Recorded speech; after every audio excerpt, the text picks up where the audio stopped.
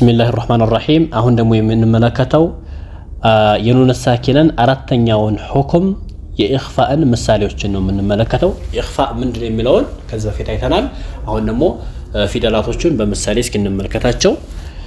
15 ፊደል ነው ያለው። እነሱ እንግዲህ እንደየሁኔታው እየቆራረጥን አንድም ፊደል ወይም ሁለቱን ይያል ሁሉንም ለማየት እንሞክራለን። በደንብ ተከታተሉ ማለት ነው። የመጀመሪያው ሷድ ነው። ከ15ቱ የመጀመሪያው ሷድ ነው። ሷድን ወይም ከኑን ሳኪና በኋላ ሷድ ሲመጣ ኑን ሳኪና ሷድ ውስጥ ትደበቃለች በጉና ማለት ነው። ያን በምናደርግበት ሰዓት ደግሞ ጉናውን እናወፍረዋለን። አወፍረን ነው የምንቀራው። ለምን? ሷድ የሚወፍር ፊደል ስለሆነ ማለት ነው። ኑን ሳኪና አንድ ፊደል ውስጥ ኢኽፋእ ስትደረግ ፊደሉ የሚወፍር ከሆነ አብራ ትወፍራለች፣ ፊደሉ የሚቀጥል ከሆነ አብራ ትቀጥላለች ማለት ነው። ለምሳሌ እዚህ ጋር ማንሱራ፣ ስለዚህ ማው ብለን ነው የምናወፍረው ኑን ሳኪና። ይሄ ከአንድ ከሊማ ነው። ማንሱራ። እዚህ ጋር ደግሞ ከሁለት ከሊማ አንሰዱኩም፣ አንሰዱኩም። እዚህ ጋር ደግሞ በተንዊን ነው። ሪሐን ሰርሰራ፣ ሪሐን ሰርሰራ።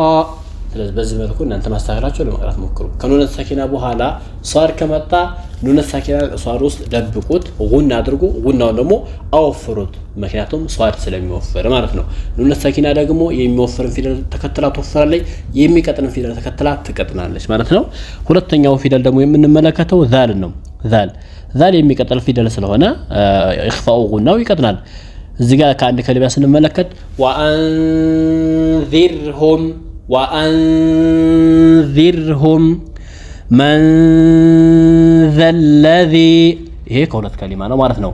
መን ዘለዚ ዚልን ዚ ሰላሲ የንጠሊቁ ኢላ ዚልን ዚ ሰላሲ።